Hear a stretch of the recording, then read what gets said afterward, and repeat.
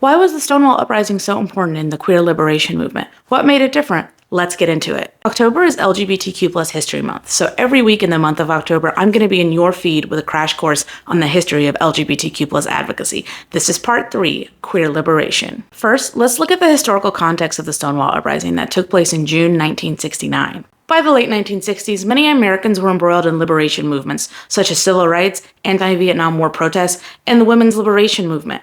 You could say that the country was primed for protests during this time period. On June 28, 1969, in a New York City Greenwich Village bar called the Stonewall Inn, the police showed up to do a routine raid. Police raids on queer spots were very common in this era, and police didn't expect to have much resistance. However, this night would be different. Instead of dispersing, patrons fought back. The crowd that resisted police that night was diverse. It included Black, white, and Hispanic protesters, as well as gay men, lesbians, trans women, and drag queens. Though many are credited for participating in the uprising, it's not clear who started the resistance. Society was primed for protests, no doubt, but the queer community had also spent the previous 2 decades laying down the foundations of community, connection, and advocacy that allowed for the movement to continue past its initial spark.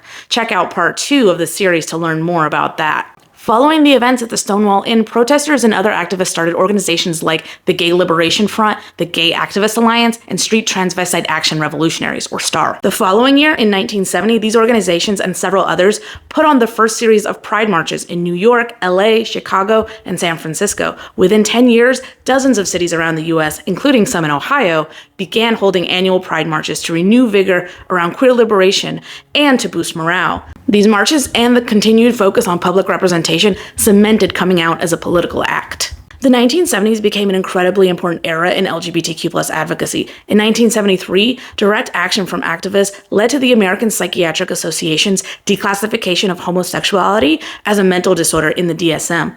Other formal victories took longer, not coming until the 1980s and 90s. Next week, we'll talk about the professionalization of LGBTQ plus advocacy and how activists were able to begin ensuring legal rights for queer people. Hi, my name is Svet and I use she, her pronouns. Did you find this video to be interesting? Make sure you hit the like button, leave a comment, and share this video. And make sure you're following us to see the last installment of the History of LGBTQ plus Advocates series brought to you by Kaleidoscope Youth Center.